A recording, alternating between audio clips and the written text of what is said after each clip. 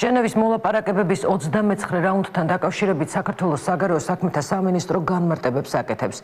დავით ზალკალიანის ინფორმაციით, არც ერთ შეხვედრაზე ძალის გამოუყენებლობის შესახებ დოკუმენტის რუსული პროექტი არ განხილულა.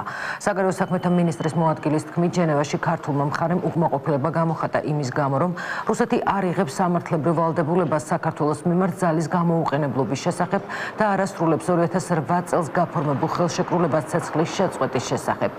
დისკუსიის ფარგლებში სამუშაო ჯგუფებმა განიხილეს ცხინვალის რეგიონსა და აფხაზეთში დევნილთა დაბრუნების საკითხები. საქართველოსა და რუსეთის გარდა მოლაპარაკებებს ევროკავშირის გაეროსა და ეუთოს წარმომადგენლებიც ესწრებოდნენ. ჟენევაში მომდევნო რაუნდი დეკემბერში გაიმართება. ხის წესრიგის ერთ-ერთ მთავარ საკითხს ძალის გამოუყენებლობა წარმოადგენს. მონაწილეებმა საქართველოდან კიდევ ერთხელ გაიხსენეს ყველა ის ნაბიჯი, რომელიც საქართველოს მიერ ძალის გამოუყენებლობის შესახებ ვალდებულების აღების მიზნით გადაიდგა. ქართულმა მხარემ გამოხატა გაწმილება რუსეთის მიერ ძალის გამოუყენებლობის საფასუხო ვალდებულების აღებაზე უარის თქმის გამო. ვიდრე რუსეთი არ აიღებს სამართლებრივად ხელშემკრებელ ვალდებულებას საქართველოს მიმართ ძალის გამოუყენებლობის შესახებ. ჟენევის მოლაპარაკებათა მთავარი მიზანი და 2008 წლის 12 აგვისტოს ცეცხლის შეწყვეტის შეთანხმების ერთ-ერთი ცენტრალური ამოცანა შეუსრულებელი რჩება.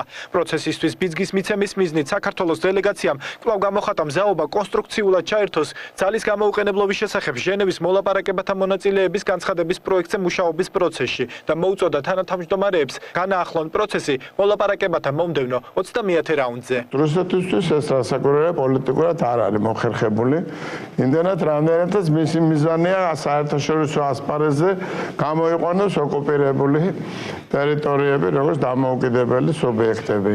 ეს ჩვენთვის და მთელი საერთაშორისო საზოგადოებისთვის არ არის მიღებული და ამ თემაზე მიმდინარეობს მსჯელობა, რა ფორმა შეიძლება მოიძებნოს იმისათვის, რომ იყოს უსაფრთხოება დაცული, მიუხედავად იმისა, რომ ოკუპირებულია რეგიონის რეგიონის არ მეშლება მნიშვნელოვანი ადგილები საქართველოს ტერიტორიების სახით, სადაც რუსეთი სამხედრო ყოფნას აძლიერებს. საქართველოს აქვს აღებული რუსეთთან მიმართებაში თავდაუსხმელობის და ცეცხლის განუახლებლობის ვალდებულებას, ყველა შორის ორჯერ და ეს ვალდებულება ეხლა უნდა აიღოს რუსეთმა და რუსეთი ბუნებრივია როგორც კონფლიქტის მხარე ცდილობს რომ თავი აარიდოს თავის პასუხისმგებლობას და ცდილობს რომ ეს პასუხისმგებლობა თქვათ გადაიტანოს და პოლიტიკურად აქცენტები გადაიტანოს რომ თითქოს კონფლიქტი საქართველოსა და რუსეთს შორის კი არ არის და რუსეთი კი არ არის კონფლიქტის მხარე, არამედ თითქოს საქართველოს აქვს პრობლემა ცენტრალურ ხელისუფლებას, აფხაზეთის ხელისუფლებასთან,